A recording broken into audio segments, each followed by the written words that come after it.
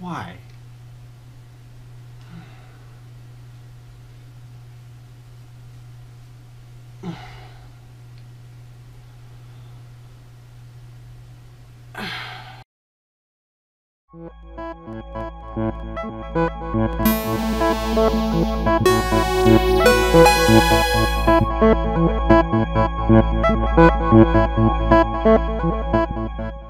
One of the most important things to understand about psychology is what it isn't. What I'm trying to say is you should be able to understand the difference between like real psychology and pseudo-psychology. And all I mean by pseudo-psychology is, you know, false psychology. You could also call it pop psychology. This is something that looks like psychology. Like it's something that's telling you about what kind of a person you are, or telling you about human behavior, you know, human nature, that kind of stuff. But it doesn't generally have any real evidence to support it. Like this stuff may as well have been, you know, dreamed up by some guy in his mom's basement for all we know. And this can be obviously harmful in a few different ways. Like if people take this stuff seriously, it could mislead them. It could cause them to engage in behaviors that are either futile, you know, pointless, or maybe even harmful. Like they could actually do real damage to somebody else because of these unfounded beliefs. But another major way that pseudopsychologies are harmful to the general public is that it's sometimes hard to tell the difference between what's pseudo and what's real. So everybody thinks that all psychology is pseudo. It's really unfortunate. It's like, I'm sure at some point in your life somebody's told you like, this is how humans really are, and then later you find out that they're totally wrong, and now you don't trust anybody's opinion. That's basically what's going on here. So some people basically ruined it for everybody else. But here's a few examples of some pseudo-psychologies that are out there. I'm sure you've heard of a few of these. For example, you may have heard of Phrenology. This was developed in 1796 as a method of assessing personality and mental capabilities by literally like measuring bumps on your skull. Like imagine somebody comes up to you and just gives you a scalp massage, and then based on that they can tell you what kind of a person you are. It's pretty ridiculous to us nowadays, but back then it was taken pretty seriously. Something conceptually similar would be palmistry, which was developed in ancient times. Except it's still, you know, about learning what kind of a person you are, but instead of measuring bumps on the skull, now we're looking at bumps on your hand. So somebody would come up and just kind of feel up your hand a little bit and look at all the lines and bumps and things like that, and they'd be able to tell you not only what kind of a person you are, but sometimes they'll even claim they can read your future. So this is still pretty commonly practiced worldwide, but most people don't really take it that seriously. Another one would be astrology, you know, horoscopes. Also developed in ancient times as a method of assessing your personality based on what, you know, day of the month you were born. This is still very commonly practiced worldwide, but most people just use it for entertainment purposes. It's not taken seriously in most civilizations like ours. And then there's graphology, developed in 1830. This is a method of assessing your personality based on your handwriting. So like, for example, if you have like little sharp jagged edges in all your words, they would argue that that has some significance. In reality, it just means you'd like little sharp jagged edges. That's all it really means. Nobody takes this seriously anymore. Dream interpretation. This is developed in 1899 by, you know, Sigmund Freud, the psychoanalysts. And the whole idea here is that if we analyze your dreams, if we try to pick apart the different aspects of your dreams and understand what those symbols mean within your dream, then we can get a better understanding of the unconscious forces that are affecting your life. Now, this is a relatively effective treatment method. Like, psychoanalysts have effectively used dream interpretation to help people overcome their problems, but nobody takes it seriously in a scientific sense. Like, there's no scientific support for these kinds of ideas that you can decode a dream. Hypnosis, developed in 1841. That's another pseudopsychology, But I'm not saying hypnosis doesn't exist. I'm just saying hypnosis as what you think it is doesn't exist. So hypnosis, if you think hypnosis is like this kind of mystical technique which will allow you to gain control over somebody else's thoughts and behavior, well, it just simply doesn't work that way. So it's not taken seriously as a mind control technique, but it is a very effective way to help people basically meditate. So being hypnotized is very similar to putting yourself in a meditative state. So it is a pretty great way to relax. A lot of gifted individuals, they might call themselves like a psychic or a medium.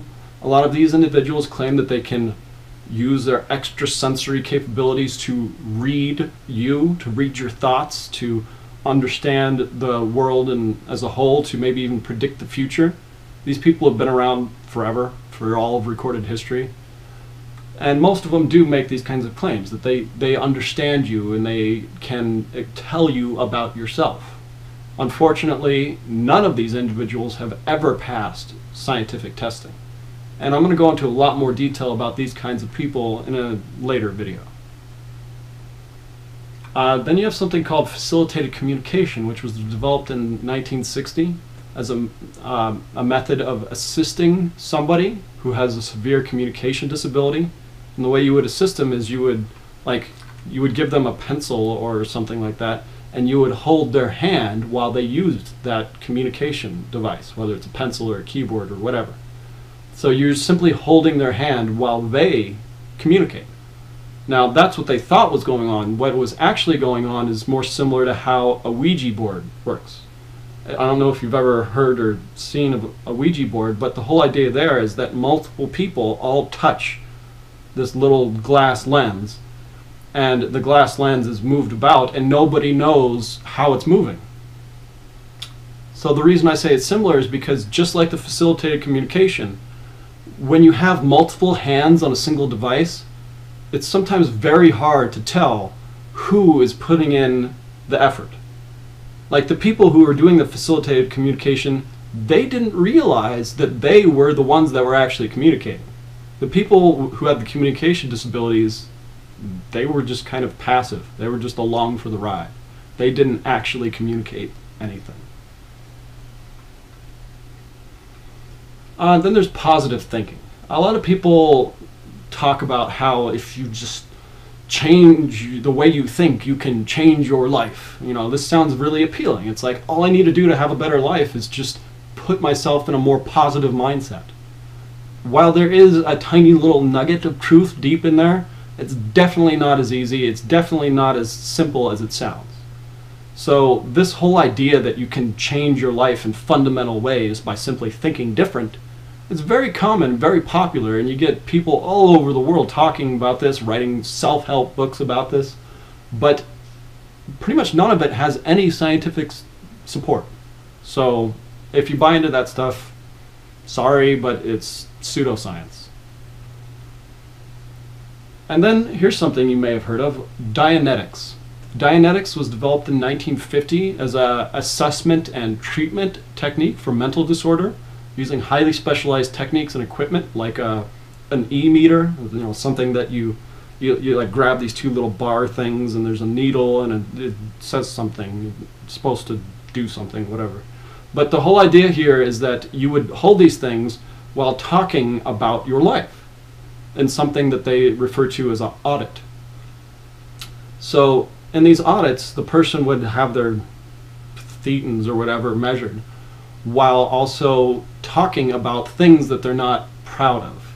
Like they would be compelled to share personally damning information. What they didn't realize is that those audits were being recorded.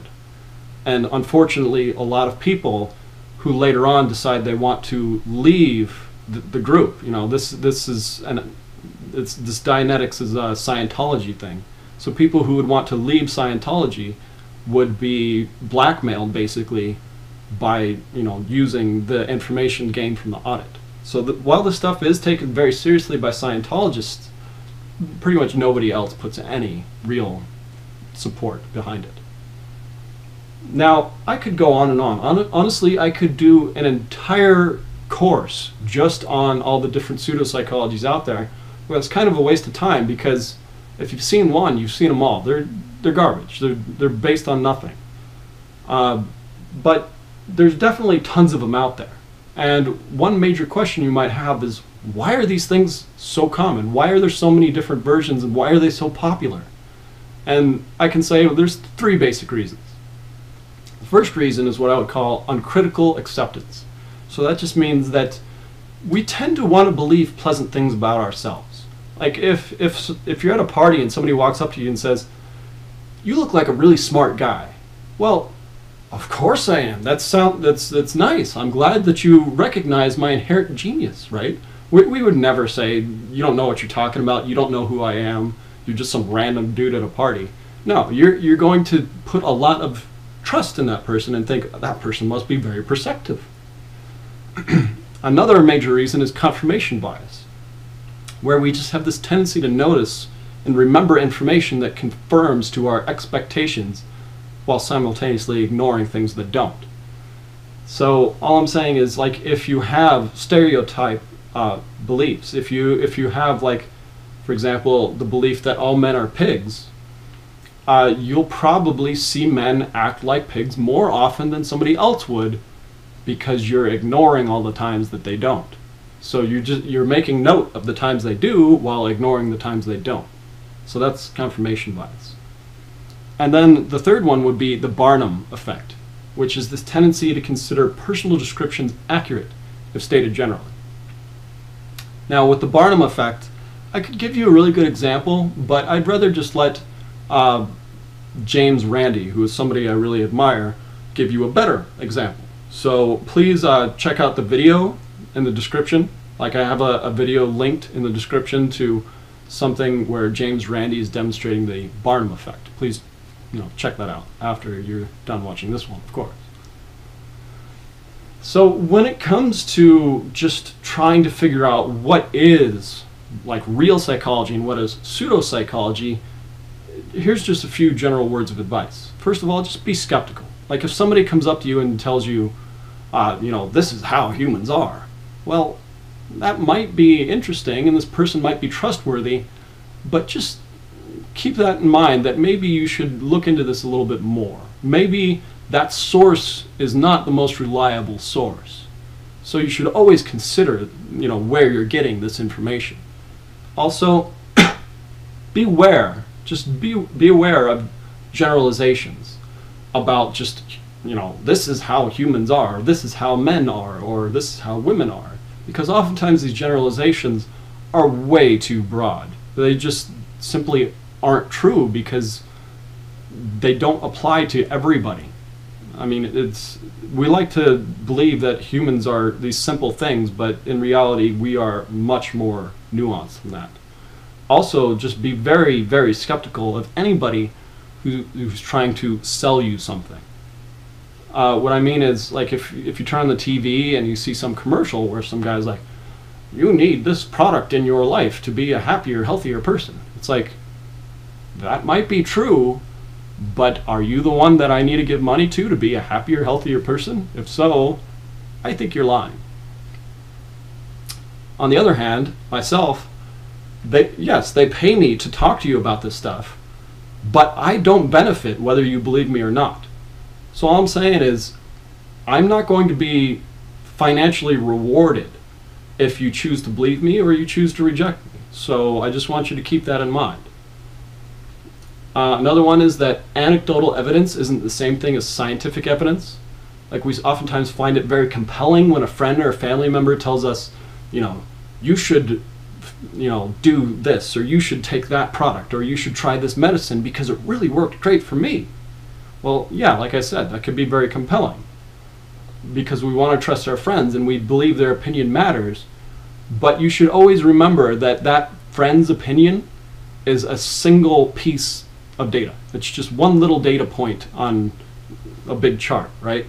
So one little data point, your friend's opinion, that is helpful, but it would be much more helpful if you filled that chart with data points. Like, imagine if you had hundreds of friends and you got all of their opinions at the same time, well, you would have a much better idea of what's actually going on here, and that's exactly what science does. Science looks at large groups of people and finds, what are the average opinions, basically. And then another big one, and I'm going to go into a lot of detail about this pretty soon in the video series, is that correlation is not causation. So all that really means is just because two things are related, just because, two things appear to happen at the same time, that doesn't mean that they're, it doesn't mean that one is causing the other one to change. It doesn't mean that one has any effect on the other one. It could be that it's just a coincidence. It could be that they're not actually related at all. But I'll go into more detail about that in another video. So all I'm urging you to do really is just try to keep an open mind. Try to think critically. Like, I'm sure before you took this class you already had tons of ideas about how humans really are and why people do the things they do, and what memory is and how thinking works and how the brain is separate from the mind and so on. And that's fine, but all I'm saying is try to keep an open mind. Try to critically evaluate these preconceived assumptions you have, because we're going to be talking about it in this video series. And if you're not willing to be flexible, if you're not willing to question things that you've generally assumed to be true, then you're not really going to get much out of this class.